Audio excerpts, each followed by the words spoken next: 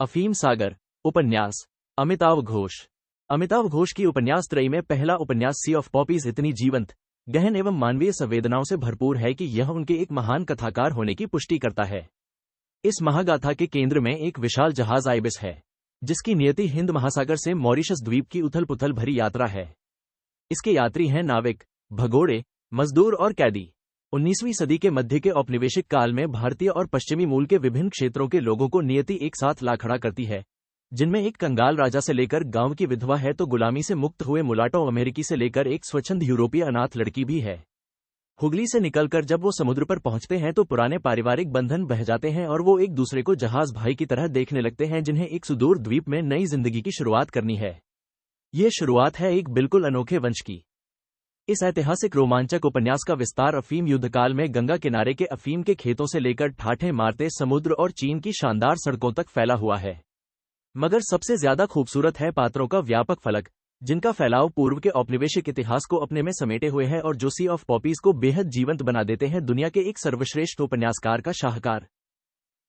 एक धरती एक।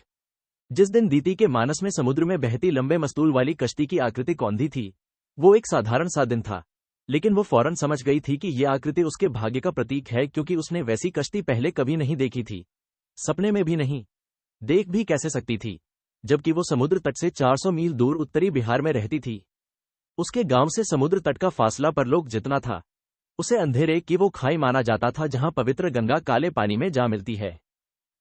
ये जाड़ों के लगभग अंत की बात थी। उस साल पोस्ट ने अपने पत्ते झाड़ने में कुछ ज्यादा ही देर लगा दी थी। बनारस के आगे मीलों तक गंगा दो ग्लेशियरों के बीच बहती महसूस होती थी और इसके दोनों किनारे सफेद पत्तियों वाले फूलों से ढके हुए थे। ऐसा लगता था जैसे होली के आगमन और बसंत ऋतु के रंगों के इंतजार में हिमालय की बर्फ नीचे उतर आई हो। दीति जिस गांव में रहती थी, वो बनारस से कोई 50 मील पूर्व में गाजीपुर शहर के बाहरी इलाके में था। अपने सारे पड़ोसियों की तरह दीति भी पोस्ट की फसल की देरी में उलझी हुई थी। उस दिन वो जल्दी उठी थी और अपने पति हुकम सिंह के लिए धुली हुई धोती और कमीज निकालने और दिन में उसके खाने के लिए रोटियों बनाने और अचार निकालने के अपने रोजाना के काम में लग गई थी। खाना बंद जाने के बाद वो जल्दी से अपने पूजा के कमरे का भी एक चक्कर लगा आई। नहाने धोने और कपड़े बदलने के बाद दीति फूलों और चढ़ावे के साथ पूरी पूजा करने जाएगी। अभी चूंकि वो रात वाली साड़ी ही पहने हुए थी, इसलिए उसने बस दरवाजे पर रुककर थोड़ा झुकते हुए हाथ जोड़ दिए थे। जल्दी ही पहियों के चरमराने की आवाज ने उस बैलगाड़ी के आगमन का ऐलान कर दिया, जो हुकम सिंह को 3 मील दूर गाजीपुर में उस फैक्ट्री तक लेकर जाती थी जहां वो काम करता था। हालांकि फासला बहुत ज्यादा नहीं था, लेकिन हुकम सिंह के लिए इतना पैदल चल पाना मुश्किल था, क्योंकि एक ब्रिटिश टुकड़ी में सिपाही की नौकरी करते हुए वो घायल हो गया था। बहरहाल घाव इतना गंभीर नहीं था कि बैसाखियों की जरूरत पड़े और हुकम सिंह बिना किसी की मदद लिए बैलगाड़ी तक जा सकता था। दीति एक कदम पीछे खाना और पानी लिए चल रही थी और जब हुकम सिंह बैलगाड़ी में चढ़ गया तो दीति ने कपड़े में लिपटा पैकेट उसे पकड़ा दिया। बैलगाड़ी का चालक कलवा एक विशालकाय आदमी था, लेकिन उसने अपनी सवारी की मदद करने की कोई कोशिश नहीं की और ध्यान रखा कि अपना मुंह ढके रहे। वो चर्मकार जाति से था और उच्च जाति का राजपूत होने के नाते हुकम सिंह का मानना था कि कलवा की शक्ल देखना दिन भर के लिए अपशकुन होगा। बैलगाड़ी के पिछवाड़े चढ़ जाने के बाद इस भूतपूर्व सिपाही ने अपना चेहरा पीछे की तरफ ही रखा और अपने वंडल को गोद में संभाल लिया ताकि चालक की किसी चीज से सीधे संपर्क में न आए। गाजीपुर तक बैलगाड़ी इसी तरह चरमरती आगे बढ़ती रहती थी और ये चालक और यात्री इसी तरह बैठे रहते थे, मृदु भाव से बातें करते हुए, लेकिन बिना नजरें मिलाए। चालक की मौजूदगी में दीति भी ध्यान रखती थी कि अपना चेहरा ढके रहे। अपनी 6 वर्षीय बेटी कबूतरी को जगाने के लिए अंदर जाने के बाद ही उसने अपने चौखट को सिर से खिसकने दिया। कबूतरी अपनी चटाई पर वल खाए लेटी थी और उसके मुंह के तेजी से बदलते कोणों और मुस्कुराहटों से दीति समझ गई थी कि वो किसी सपने में खोई हुई है। उसको जगाते जगाते उसने अपना हाथ रोक लिया और पीछे हट गई। अपनी बेटी के सोते हुए चेहरे में उसे अपने नैन नक्श दिखाई दे रहे थे, वही भरे भरे होंठ, गोल सी नाक और ऊपर को उठी ठोड़ी। अलावा इसके कि बच्ची के चेहरे के नक्शे एकदम स्पष्ट और तीखे थे, जबकि उसके चेहरे के नक्शे धुंधलाए और अस्पष्ट से हो गए थे। 7 साल की शादी के बाद दीति खुद भी अभी बच्ची ही थी, लेकिन उसके घने काले बालों में कुछ सफेद तार झांकने लगे थे। धूप से सूखी और काली पड़ चुकी उसके चेहरे की त्वचा उसके मुंह और आंखों के किनारों पर फूलने और टूटने लगी थी। मगर उसके थके से चेहरे के साधारण होने के बावजूद एक चीज में वो साधारण से एकदम भिन्न थी। उसकी आंखें हल्के स्लेटी रंग की थी, जो कि देश के उस भाग में एक असाधारण बात थी। उसकी आंखों का रंग या व्यरंगपन ऐसा था कि वो एक साथ अंधी भी लगती थी और सब कुछ देखने वाली भी। इसकी वजह से नौजवान उससे घबराते थे और इसी वजह से उनकी चिढ़ और अंधविश्वास इस हद तक बढ़ गया था कि वो ताने देने के लिए कभी कभी उसे चुड़ैलिया और डैनिया तक कहकर पुकारते थे, मगर दीदी बस आंखें घुमाकर उन्हें देखती और वो भाग लेते थे। हालांकि दूसरों को तंग करने की अपनी इस शक्ति पर उसे किसी हद तक मजा आता था, पर उसे खुशी थी कि कम से कम उसकी बेटी की आंखें उस पर नहीं पड़ी हैं। उसे कबूतरी की काली आंखें देखकर खुशी होती थी, जो उसके चमकदार बालों जैसी ही काली थीं। अभी अपनी बेटी के सपना देखते चेहरे को देखकर दीदी मुस्कुराई और उसने फैसला किया कि वो उसे नहीं जगाएगी। 3-4 साल में तो शादी होकर उसे चले ही जाना है। पति के घर पहुंचकर उसके पास काम करने के लिए बहुत समय होगा। अपने घर पर बचे खुचे इन वर्षों में वो आराम ही करे। बड़ी मुश्किल से मुंहभर रोटी खाने जितना ठहरकर वो घर से निकलकर कुटी हुई मिट्टी की उस समतल दहलीज पर चली गई जो उसके मिट्टी की दीवारों वाले घर को पोस्ट के खेतों से अलग करती थी। अभी निकले सूरज की रोशनी में ये देखकर उसे शांति मिली कि आखिरकार कुछ फूलों ने अपनी पत्तियों को झाड़ना शुरू कर दिया है। बगल वाले खेत में उसका देवर चंदन सिंह 8 ब्लेडों वाला अपना नुक्खा लिए पहुंच चुका था। कुछ नंगी फलियों को वो अपने उपकरण के नन्हे नन्हे दांतों से कुरेद रहा था। अगर रात भर रस बहता रहा तो वो खेत की कुटाई के लिए कल अपने परिवार को बुला लेगा। एकदम सही समय का चयन करना जरूरी था, क्योंकि पौधे के छोटे से जीवनकाल में वो बेशकीमत रस बहुत कम समय निकलता था, सिर्फ 1 दिन, जिसके बाद फलियों की हैसियत खरपतवार से ज्यादा नहीं रह जाती थी। चंदन सिंह ने भी उसे देख लिया था और वो ऐसा आदमी नहीं था जो खामोशी से किसी को निकल जाने दे। 5 बच्चों का बाप वो मोहफट आदमी दीदी को कम बच्चों का ताना देने का कोई मौका चूकता नहीं था। उद्धरण चिन्ह प्रश्नवाचक चिन्ह उद्धरण चिन्ह। अपने उपकरण की नोक से ताजा रस चाटते हुए वो चिल्लाया, क्या हुआ, आज भी अकेली? ऐसे कब तक चलेगा? हाथ बटाने के लिए तुम्हें बेटा चाहिए, तुम बांझ तो नहीं ना हो।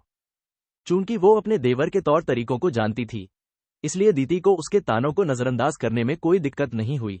उसकी तरफ पीठ फेर कर वो बांस की चौड़ी सी टोकरी कमर पर टिकाए अपने खेत में बढ़ गई। फूलों की कतारों के बीच जमीन पर कागजी पत्तियों की कालीन सी बिछी थी और वो उन्हें मुट्ठियों में उठाकर अपनी टोकरी में डालने लगी।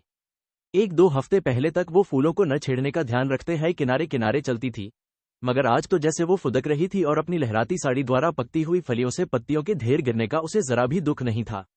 जब टोकरी भर गई तो उसने उन्हें घर के बाहर बने चूल्हे के पास लाकर डाल दिया, जहां आमतौर से वो खाना बनाया करती थी।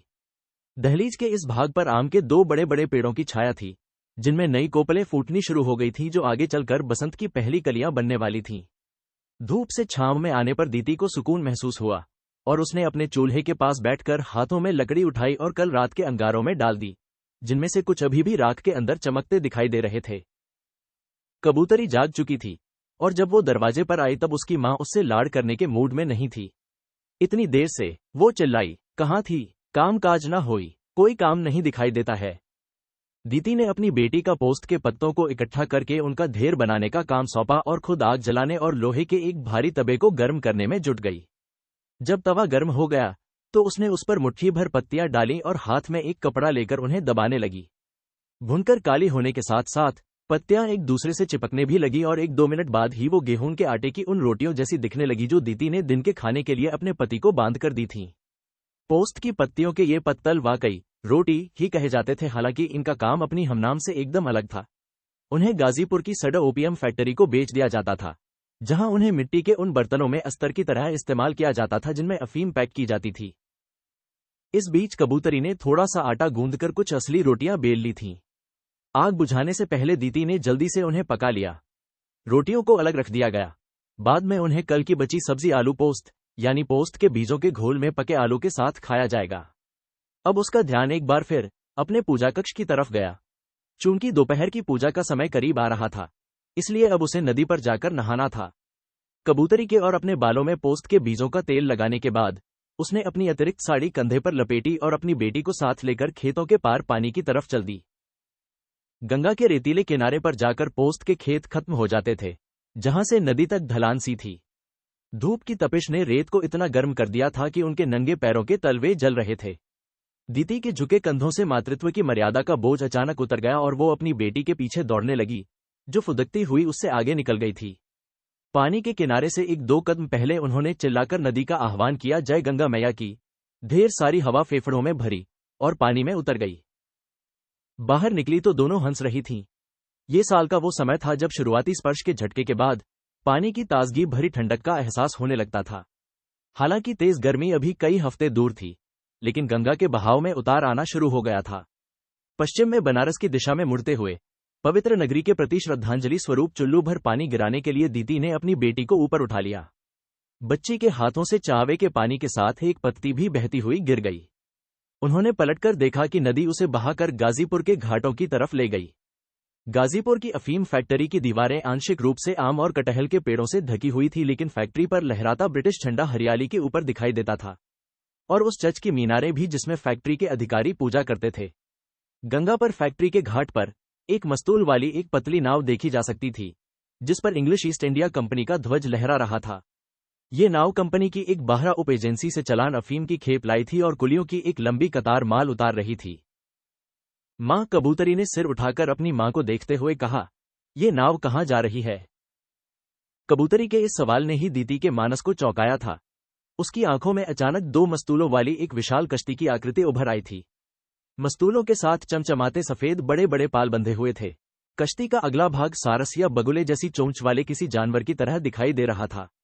पृष्ठभूमि में अगले भाग के पास एक आदमी खड़ा था, और हालांकि वो उसे साफ देख नहीं पाई थी, पर उसे एक स्पष्ट और अपरिचित उपस्थिति का एहसास हो रहा था। दीदी जानती थी कि यह दृश्य वास्तव में उसके सामने मौजूद नहीं था, जिस तरह फैक्ट्री के नजदीक बंधी नाव थी। उसने न तो कभी समुद्र देखा था, न ही वो कभी अपने जिले से बाहर गई थी, और न ही उसने कभी अपनी मातृभाषा भोजपुरी के अलावा कोई भाषा बोली थी। लेकिन पल भर को भी उसे इस बात में कोई शक नहीं था कि उस कश्ती का कहीं न कहीं अस्तित्व जरूर है और वो उसकी ओर बढ़ती आ रही है। इस विश्वास ने उसे डरा दिया, क्योंकि उसने कभी भी ऐसी कोई चीज नहीं देखी थी जो इस आकृति से जरा भी मिलती जुलती हो, और उसकी समझ में नहीं आ रहा था कि ये किस प्रकार का शकुन हो सकता है। कबूतरी जानती थी कि कुछ असाधारण घटित हुआ है, और उसने 1-2 मिनट ठहरकर पूछा, मां, तुम क्या देख रही हो? क्या देखा है तुमने? दीदी के चेहरे पर भय का भाव था और उसने कांपती आवाज में कहा, बेटी, मैंने एक जहाज देखा है, एक कश्ती। तुम्हारा मतलब वहां खड़ी वो नाव? नहीं बेटी, वैसी कश्ती मैंने पहले कभी नहीं देखी। वो लंबी सी चोंच वाली किसी बड़ी चिड़िया जैसी थी, जिसके पाल चिड़िया के पंखों जैसे थे।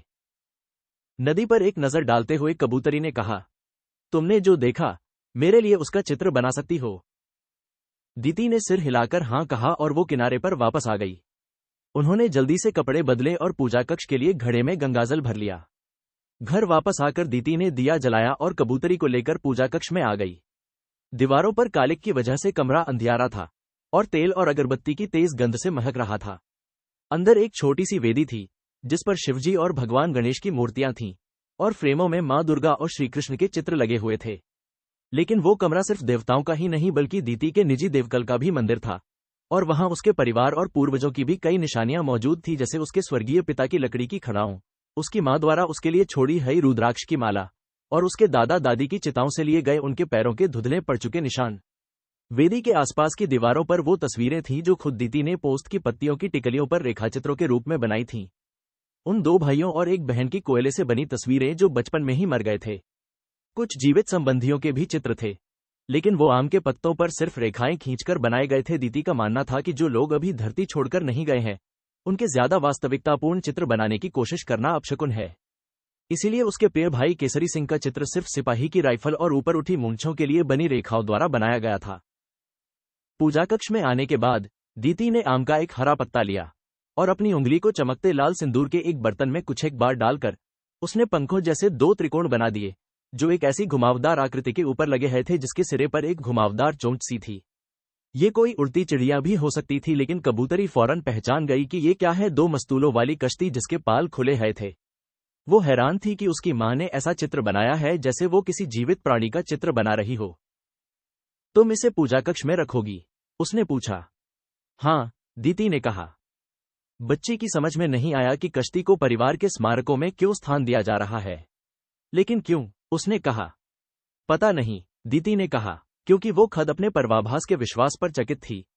बस मैं इतना जानती हूं कि इसे यहां होना चाहिए, और केवल कश्ती को ही नहीं बल्कि उन सबको भी जो इसमें सवार हैं, उन्हें भी हमारे पूजा कक्ष की दीवारों पर होना चाहिए। लेकिन वो है कौन? हैरान बच्ची ने कहा। अभी मुझे नहीं मालूम, दीदी ने उससे कहा, लेकिन जब मैं उन्हें देखूंगी तो पहचान जाऊंगी।